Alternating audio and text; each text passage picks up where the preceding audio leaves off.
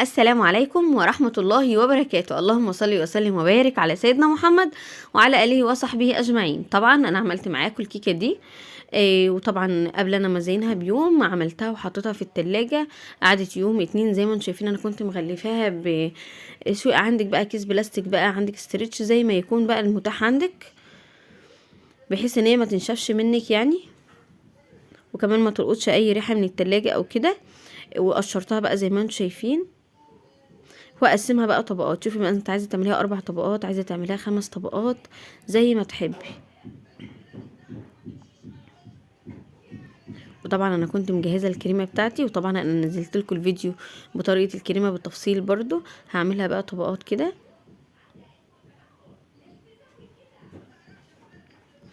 طبعا انا بحب اعمل الحاجات دي في البيت، انا كنت عاملاها طبعا عشان عيد ميلاد الولاد.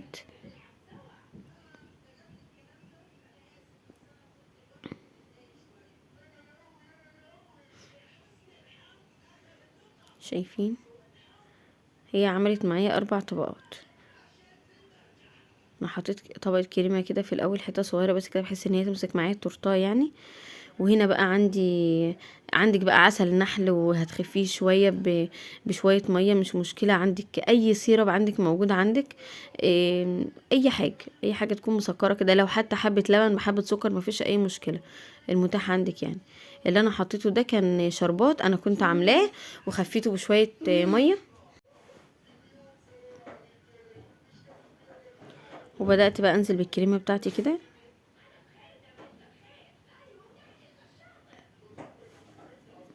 وابدا اسويها بالاسباتوله بتاعتي، واحط الطبقه التانية.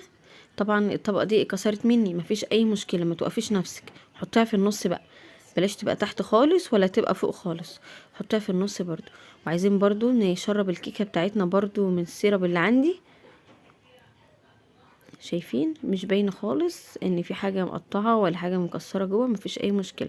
شرب برضو الكيكه بتاعتي كده.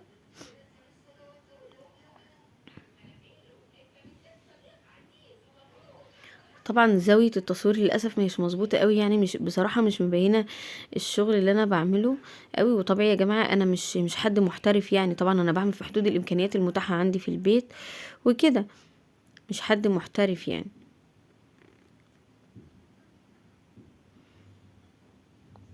ببدأ كده ان انا الاماكن اللي هي باينة ان هي مش متشبعة بالكريمة قوي بزودها كده. وبأي حاجة عندك بقى هتبدأي تسوي بيها، بقى عندك بظهر سكينة اي حاجة مسطحة عندك كده، هتبدأي تسوي بها الكريمة. شايفين؟ ايوه كده، اي حاجة مسطحة عندك كده. هتلاقي حتى زيادات الكريمة اللي بتطلع معاكي هتستخدميها برضو كده في الجناب. حاولي بقى على قد ما تقدري تغلفيها كلها بالكريمة كويس جدا. طبعا يا جماعة التورتاية خدت مني بالظبط ربع كيلو من الكريمة، غطيتها وظبطتها ما شاء الله يعني. وكانت يعني كنت بعمل بوفرة يعني، ما كنتش مثلا عاملة حاجة قليلة او كده. طبعا بقيت الكريمة لسه موجودة، وانا كده ظبطتها ومسحتها كده، وهحطها في التلاجة بس شوية. طبعا انا بيتها يا جماعه في التلاجة، انا كنت عاملاها قبل عيد ميلاد الولاد بيوم، وقلت بقى التزيين هيبقى تاني يوم اللي هو التغليف النهائي، بحيث ان انا ما اكونش يعني مستعجله او كده. بحب اعمل الحاجه شويه بروقان شويه، وكمان الكريمه بتبقى ماسكه نفسها شويه، بتكون افضل معانا يعني. انا غطيتها يعني بطبق بلاستيك كده في التلاجة، بحيث ان هي ما تنشفش مني برضو. او في علب كمان بتبقى جاهزه للتورت. هبدأ بقى انا بحاول طبعا يا جماعة استخدم كل الحاجات اللي هي اسهل حاجة الحاجات البدائية قوي يعني. فهو الفروماسي اللي انا لزقته عليها من الجناب ده، يعني بالنسبة لي حاجة سهلة يعني، هو كمان مش مكلف يعني. انا كنت جايبه ب10 جنيه، عملت منه التورتايه ومتبقي منه كتير قوي هنا يعني. ممكن هنا تستبدلي الفورماسي اللي انا حاطاه في الجناب ده بسوداني مثلا مكسراه متحمص ومتكسر، وتعمليه برضو كده. عندك جوز هند لو انت عايزه تعمليها ابيض مفيش اي مشكله. حابه تسيبها زي ما هي كده وتحطي صوص بس من على الوش من فوق مفيش مشكله. انا جيت اقسمها من فوق كده، برضو قسمتها كده، وكتبت اسم مازن هنا واسم مالك هنا. حطيت شوكولاته كده سايحه كده وفي سرنجة وكتبت بيها. بس بصراحة في النهاية كده لقيت الشكل ما عجبنيش قوي، فانا رحت حاطه عليها برضو فورماسيه من فوق كده. شايفين الشكل النهائي بتاعها؟ دي طبعا كيكة البرتقال اللي انا نزلت لكم الفيديو بتاعها، ودي بقى الفورماسيه اللي انا حطيته فوق. وحطيت بقى الشمع كده، شايفين؟ على فكره شكلها جميل قوي، والتصوير بجد ظالمها، بجد حلو قوي.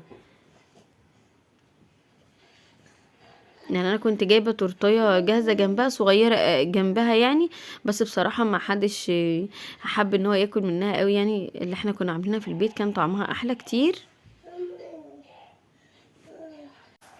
اتشجعوا يا جماعه واعملوا الحاجات دي في البيت، بجد احساس حلو قوي. على قد انا عارفه ان الحاجات دي متعبه لبعض الناس يعني، وفي ناس ما بتبقاش يعني حابه الموضوع قوي، بس بجد الموضوع ممتع جدا ان انت تكوني عامله الحاجه بايدك، بجد حلو قوي.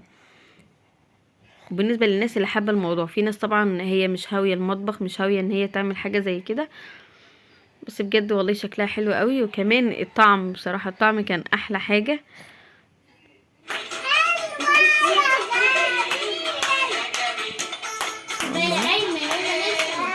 طبعا معموله يعني باقل الامكانيات، يعني مش مكلفين جامد ولا اي حاجه.